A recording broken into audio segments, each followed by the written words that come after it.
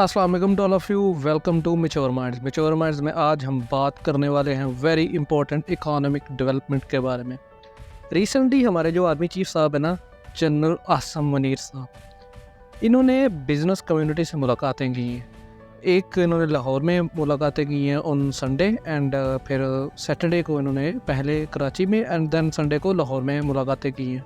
तो लाहौर में तो काफ़ी ज़्यादा 150 प्लस बिजनेसमैन थे इनके साथ, और जो कराची में 50 प्लस बिजनेसमैन थे, और मुल्क के इम्पोर्टेंट जो बिजनेसमैन थे वो थे, इम्पोर्टेंट जो अदारे हैं मुल्क के वो भी इनके साथ थे, मनी एक्सचेंजर थे कुछ।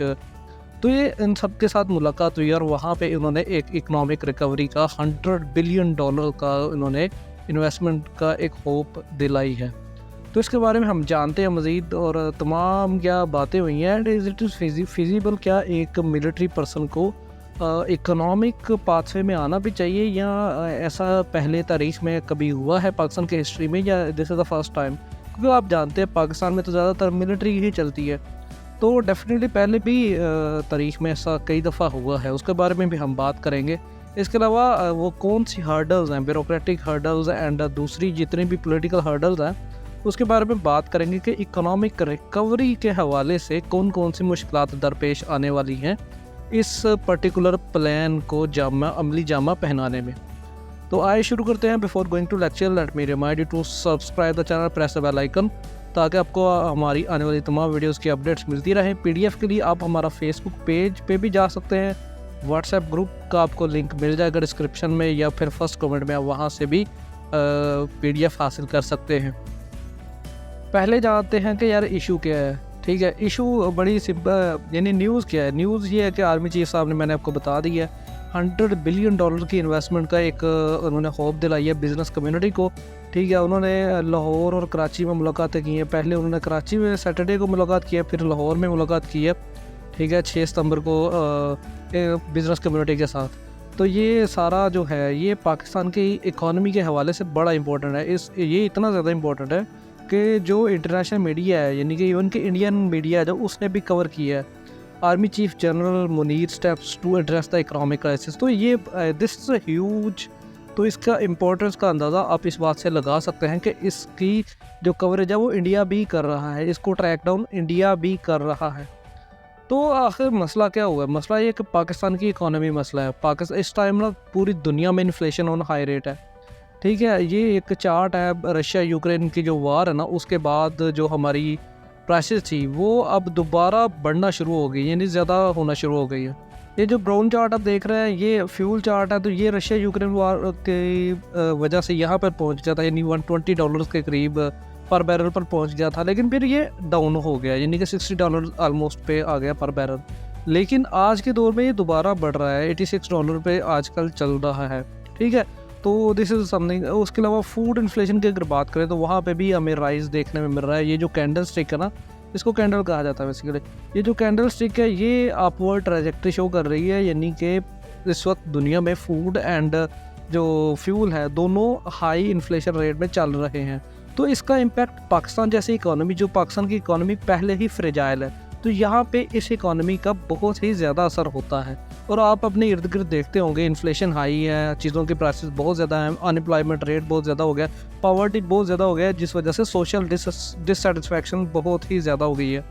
अब इस सोशल डिससेटिस्फैक्शन की वजह से क्राइम रेट बढ़ता है। तो ये एक आप कह सकते हैं सर्कल है, जिस वजह से यानी कि हमें इकोनॉमिक सिचुएशन को अच्छा रखना बड़ा ज़रूरी है फॉर द पब्लिक। ये एक चार्ट है जो कि पूरी पाकिस्तान की हिस्ट्री में बताता है कि पाकिस्तान ने कब कब यानी कि जो है जीडीपी ग्रोथ कैसे की है। तो अभी की अगर मैं बात करूँ तो ये सिंस कोविड तो पाकिस्तान की इकॉनमी बड़ी गंदी चल रही है। ये यहाँ पे अगर आप देखें तो कोविड के दौरान हम नेगेटिव 0.4% पे ग्रो कर रहे थे, लेकिन फिर हमारी इकॉनमी जो इस टाइम पहुँची है वो 2.5 के राउंड अबाउट है। ठीक है, but this is again very low in comparison to, अगर आप हिस्ट्री में देखें तो हम लोग 2005-6 में जो हमारी इकोनॉमिक ग्रोथ थी दैट वाज ऑन ऑलमोस्ट 9% पे थी। फिर अगर उससे पीछे चले जाएं ज़िया-उल हक साहब के दौर में तो वहाँ पे तकरीबन दोबारा 9% पे थी। फिर अगर हम बात करें भुट्टो दौर की तो वहाँ पे भी अच्छी खासी हमने ग्रोथ देखी है। अयूब साहब के दौर में भी अच्छी खासी हमने ग्रोथ देखी है। तो ये सारे के सारे डिक्टेटरशिप के दौर में ग्रोथ आती है।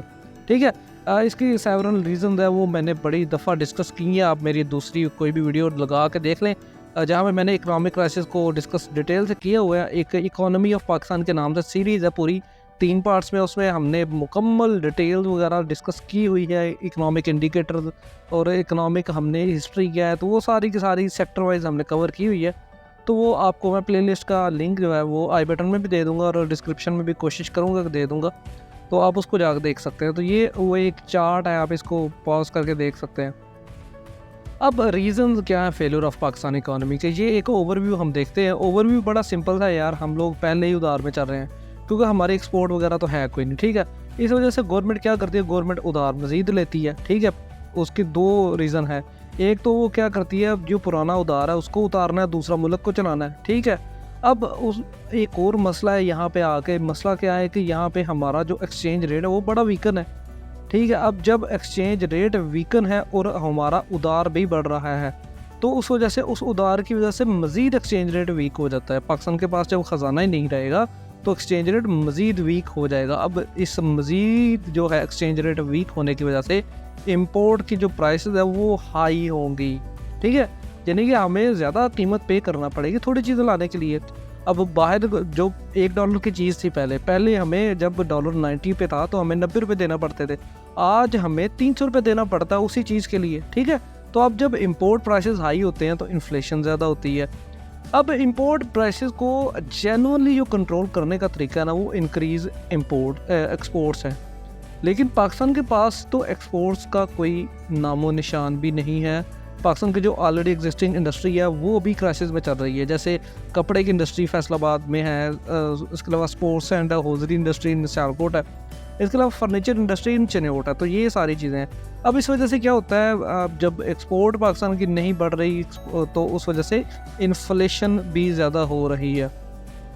अब ये जो इन्फ्लेशन ज़्यादा होती है ये अल्टीमेटली पब्लिक को मसला होता है, ठीक है। जब पब्लिक को मसला होता है तो गवर्नमेंट पैनिक कर जाती है। गवर्नमेंट फिर पॉलिटिकल सपोर्ट के लिए क्या करती है, पॉपुलिस्ट डिसीजन लेती है, एक्सेसिव बोरिंग करती है, मज़ीद कर्जा लेती है। जो ऑलरेडी हम कर्जे पे चल रहे हैं तो मज़ीद कर्जा लेती है, और जो ये अपने स्पेंडिंग जो है वो कंटिन्यू रखती है उसको। यानी कि जैसे मेट्रो लाहौर में एक एक्सीलेंट एग्जांपल है, इसमें हमने 30 अरब रुपए का कर्जा लेके मेट्रो बनाई हुई है एज अ पॉपुलिस्ट एक प्रोजेक्ट। लेकिन अगर हमने जेन्युइनली इस प्रॉब्लम को सॉल्व करना था तो उसका सोल्यूशन मेट्रो नहीं था, उसका सोल्यूशन था बेहतर सड़कें, बेहतर इंफ्रास्ट्रक्चर। लेकिन मसला क्या है कि हमने तो पॉपुलिस्ट जो स्पेंडिंग करनी थी। अब उस वजह से क्या होता है, मेट्रो तो एक प्रोजेक्ट है, उसके अलावा बहुत सारे प्रोजेक्ट्स हैं इस तरह के, तो इसकी वजह से हाइपर इन्फ्लेशन होती है, ठीक है, जो अभी पाकिस्तान में चल रही है। ऑलमोस्ट 31-32% पे चल रही है इन्फ्लेशन। तो this is in the column of hyper inflation. Hyper inflation की वजह से क्या होता है, दोबारा हम वहाँ पे ही पहुँच जाते हैं फिस्कल डेफिसिट में, ठीक है। तो ये इस तरह लूप चलता रहता है और पाकिस्तान का कर्जा इस टाइम तकरीबन 120 अरब डॉलर पे पहुंचा हुआ है, यानी कि 86% ऑलमोस्ट आई गेस जीडीपी का बनता है, ठीक है। तो ये रीज़न थी। अगर हम देखें यार, केयर टेकर की जो गवर्नमेंट्स रही हैं थ्रू आउट यानी कि हमारे पाकिस्तान की हिस्ट्री में, तो केयर टेकर गवर्नमेंट को इतना ज़्यादा ना कुछ कर नहीं सकी, ठीक है। यहाँ पे यानी कि FDIs जाती ही दिखती हैं ज़्यादातर इन द रिसेंट इरा। वो मोइन क्रैशी और MBS मज़ारी जो थे 1970s में 80s में, तब का कोई है। लेकिन अगर हम बात करें 1980s की, 1990s की, मलिक मिराज, खालिद और मियाँ सोमरू की जो गवर्नमेंट थी, उसके अलावा जो जस्टिस मलिक 2018 की, तो वहाँ पे आप देखें ग्राफ डाउनवर्ड ही जा रहा है। तो ये सारी जो रीज़न है, इस वजह से करंटली पाकिस्तान बड़े ज़्यादा इकनॉमिक क्राइसिस में चल रहा है। अब जो मीटिंग हुई है उसके बारे में बात करते हैं। मुनीर साहब ने जो अटेंड की है ये मीटिंग कराची और लाहौर में, तो इसमें ना एक पर्टिकुलर एजेंडा लेके उन्होंने कहा जी कि $25 बिलियन उन्होंने SIFC special investment facilitation council, इसकी वीडियो मैंने बना दी हुई है, आप उसको देख लें। तो उन्होंने कहा जी सऊदी अरब ने ना $25 बिलियन ऑलमोस्ट जो है ना SIFC के अंडर ना, वो उन्होंने श्योर किया है कि वो एग्रीकल्चर सेक्टर में और अपना जो है एक्सपोर्ट सेक्टर में इन्वेस्ट करेंगे 25 सऊदी अरब से। एंड उसके बाद उन्होंने कहा जी कि मज़ीद जो UAE के, यानी कि अभी ना अपने मुनीर साहब ने दौरा किया सऊदी अरब का, UAE का, ठीक है। अब वो एक्सपेक्ट कर रहे हैं कतर और कुवैत जाने का। तो UAE से उन्हें क्या होप मिली है कि यूएई से ये लेने गए थे $10 बिलियन। $10 बिलियन अब वो इन्वेस्टमेंट की सूरत में नहीं, क्योंकि पाकिस्तान का ना यार फॉरेन एक्सचेंज बड़ा कम हो गया, ठीक है। तो उन्होंने कहा जी कि $10 बिलियन यूएई वाले क्या कर रहे हैं, इस बात पे एग्री हो गए कि वो रिजर्व बैंक पे डाल देंगे। इसके अलावा $25 बिलियन की वो इन्वेस्टमेंट भी करने वाले हैं, तो 25 और 25 50 और 10 $60 बिलियन। इसके अलावा उनका कहना है जी कि 25 से $30 बिलियन की वो इन्वेस्टमेंट होप कर रहे हैं फ्राम कतर एंड कुवैत, ठीक है। और इस तरह टोटल 75 to 100 बिलियन की टोटल इन्वेस्टमेंट वो सऊदी अरब, कतर और यूएई एंड कुवैत से एक्सपेक्ट कर रहे हैं, ठीक है, in the next few years. अब ये बड़ी अच्छी यानी अप्रोच लगती है, but on a temporary basis, तो इसके बारे में बात करते हैं। इसके अलावा जस्टिस कह रहा हूँ, जनरल आसिम मुनीर साहब का ये भी एक इंटेंशन उन्होंने शो किया मीटिंग में, that we will not go toward IMF further, ठीक है। अब उसकी उन्होंने वजह क्या बताई, उन्होंने बताया जी कि यार ये हमें ना अपनी जो है क्या कहते हैं कंडीशंस पे काम ही नहीं करने देते, ठीक है। जब ज़ाहिर सी बात अभी देखें ना, बिजली के बिल जो है वो IMF की वजह से ज़्यादा हो गया है। इस पर भी मैंने वीडियो बनाई है, आप उसको भी जाकर देखें, बड़ी मैंने डिटेल से बताया कि यार हमारे इंफ्रास्ट्रक्चरल फ्लॉज कौन से हैं जिनको हमें दूर करने की ज़रूरत है। अच्छा, वापस आते हैं अपने आसिम मुनीर साहब ने कहा IMF के पास हम नहीं जाएंगे क्योंकि ये हमें फ्रीली और पावर के साथ काम नहीं करने देते, और पावर जो अपने रेट्स हैं, जो इन्फ्लेशन वो पाकिस्तान में ज़्यादा करते रहते हैं, इस वजह से हम IMF के पास नहीं जाएंगे। अब हम सऊदी अरब, कतर, कुवैत और यूएई से मांगेंगे, ठीक है। इनडायरेक्ट तो बात उन्होंने यही की है ना।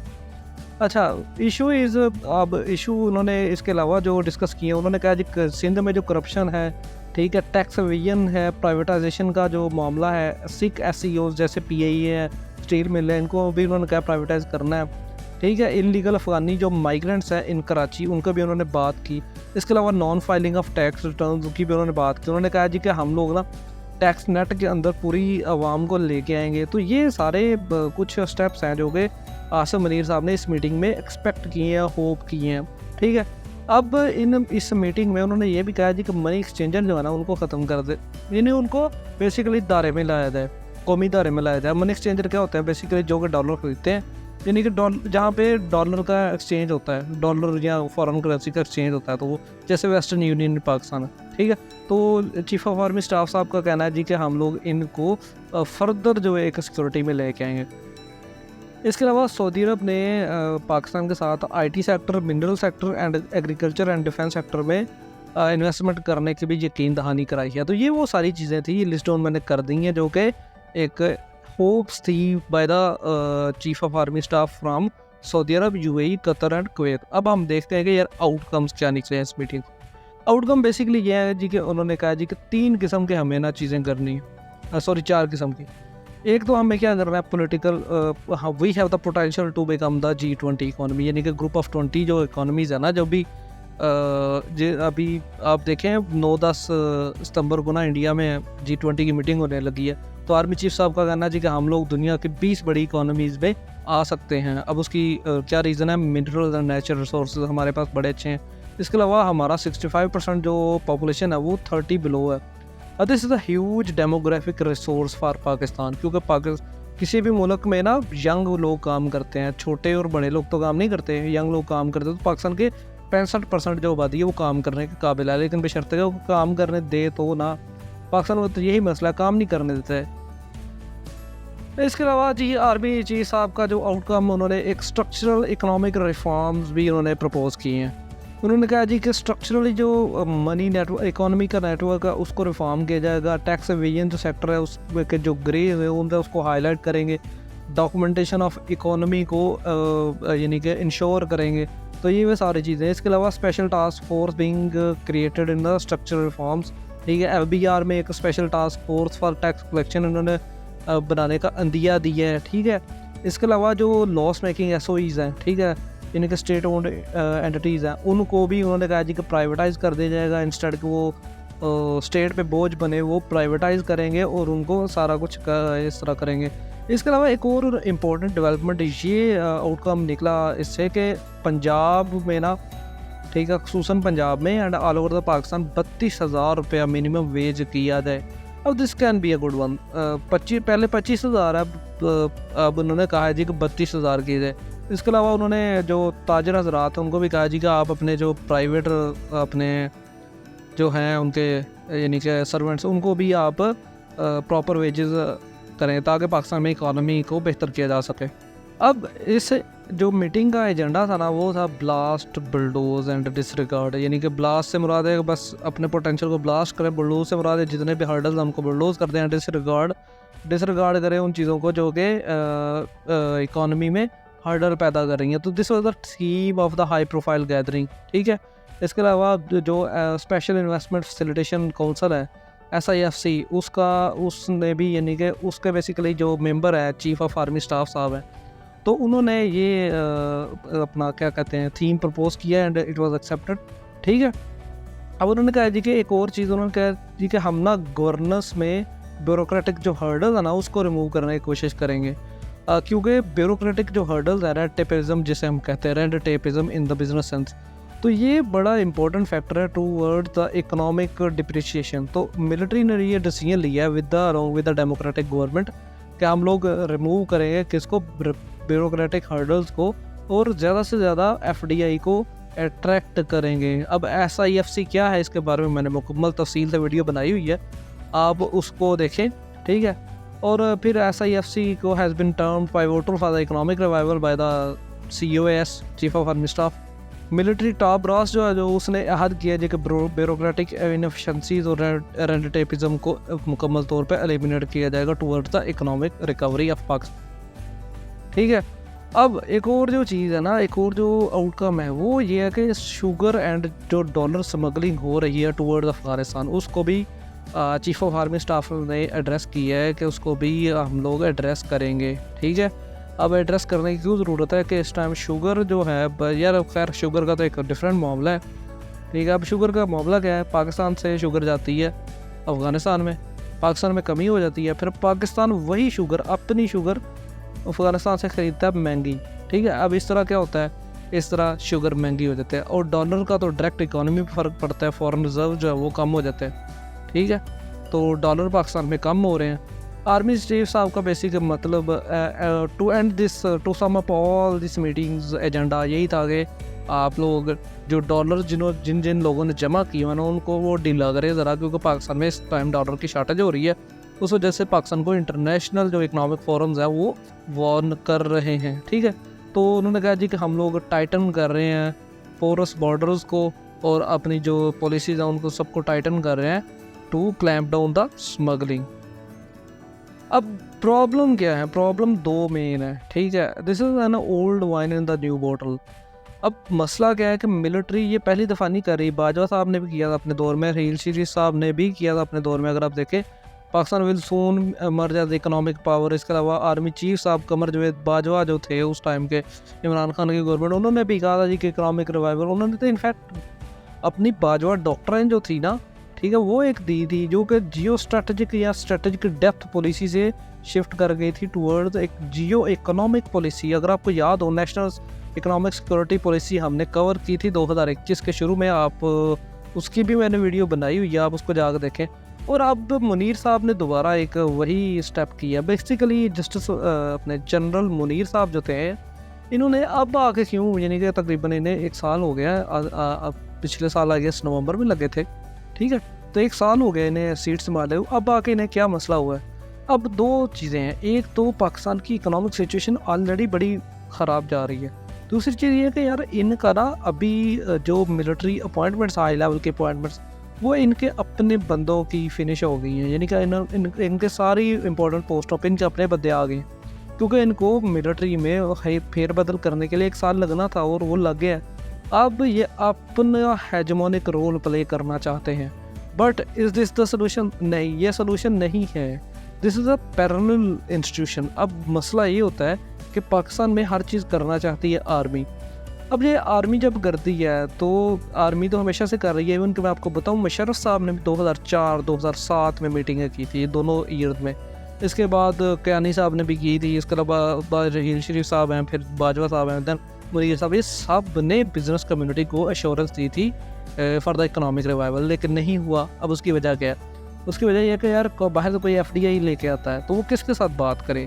पाकिस्तान आर्मी के साथ, जिसका ये काम नहीं है, या सिविल गवर्नमेंट के साथ जिसका ये काम है लेकिन वो इनफेक्टिव है, ठीक है। जब वो आता है, अगर वो आर्मी के साथ बात करता है, ठीक है, सिविल गवर्नमेंट आ जाती है एंटी आर्मी, जैसे इमरान खान साहब का आखिरी दौर था या नवाज शरीफ साहब का आखिरी दौर, फिर भी मसला है क्योंकि उन्होंने बात तो आर्मी के साथ की है ना FDI वाले ने। अब अगर वो सिविल गवर्नमेंट के साथ करता है बात तो फिर आर्मी मसला करती है। तो ये एक मसला है कि FDI वाले को समझ नहीं आता कि वो किस प्लेटफॉर्म से बात करे, टूवर्ड्स द आर्मी या फिर टूवर्ड्स द सिविल गवर्नमेंट। तो ये सारा मसला है। अब बाजवा साहब की जो डॉक्ट्राइन थी, ठीक है, उसका एंड प्रोडक्ट क्या हुआ? हाइब्रिड गवर्नेंस आई, हाइब्रिड रजीम हुआ, रजीम चेंज पॉलिटिक्स फिर खेली गई।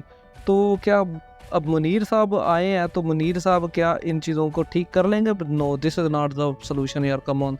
Military has to sacrifice its role in the civil institution.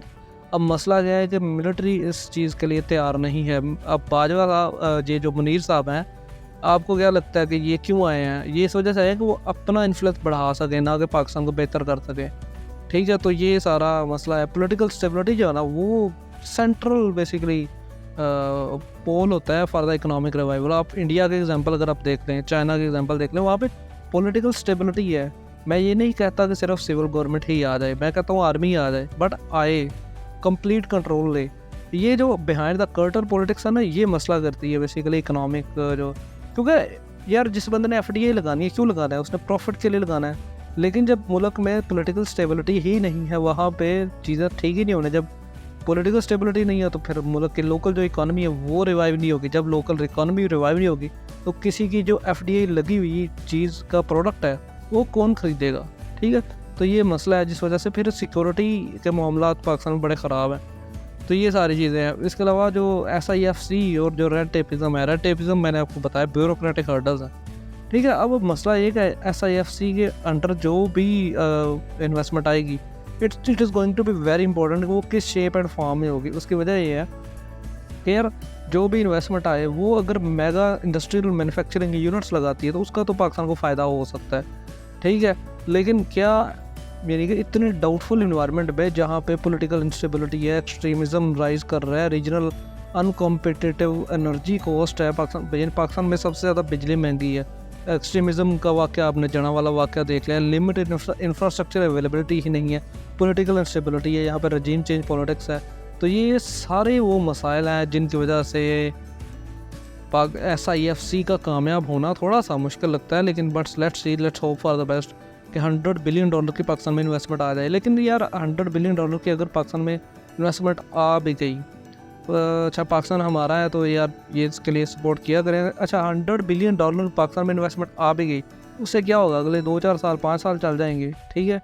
But on the permanent end we have to reform the economic institution, we have to reform the political institution, we have to reform the governance setup. क्योंकि जब तक पाकिस्तान में judiciary, जब तक पाकिस्तान में institution, जब तक पाकिस्तान में पुलिस, जब तक पाकिस्तान में डिफेंस इंस्टीट्यूशन ये सारे ठीक नहीं हो गए, दुनिया का ट्रस्ट पाकिस्तान में नहीं आ सकता। जब दुनिया का ट्रस्ट ही पाकिस्तान में नहीं आ सकता तो उस मुल्क के जो शहरी हैं वो FDI लेके पाकिस्तान में क्यों रीलोकेट होगा? उसको बांग्लादेश नज़र नहीं आएगा, उसको इंडिया नज़र नहीं आएगा, उसको चाइना नज़र नहीं आएगा, उसको थाईलैंड, फिलिपाइन, लाओस, ये सारे वो ममालिक, वियतनाम, ताइवान, ये सारे वो ममालिक, अफ़गानिस्तान इवन के अब तो यार इमर्ज कर रहा है। अफ़गानिस्तान एशिया की सबसे ज़्यादा स्टेबल इकॉनमी के तौर पे उभरा है इस साल 2023 में, तो इमेजिन करें, ठीक है। लेकिन मसला ये है कि पाकिस्तान जो है ना वो हमारा है, तो पाकिस्तान को हमने बचाना है, ठीक है। अब पाकिस्तान को बचाना कैसे है ये आप लोग डिसाइड करें। लेकिन इस वक्त ब्रेन ड्रेन जो हो रहा है ना, इसको बचाने के लिए पाकिस्तान हमारा है, इसको प्रमोट करना बड़ा ज़रूरी है। तो यार पाकिस्तान आपका है, आपने इसको बेहतर करना है, ठीक है। हमारा है, ये उन लोगों का नहीं है जो यहाँ पे ज़बरदस्ती आकर गवर्नमेंट करते हैं, उनको निकाल बाहर फेंके, ठीक है। जब तक हम उठेंगे नहीं तब तक चीज़ें बेहतर नहीं होगी।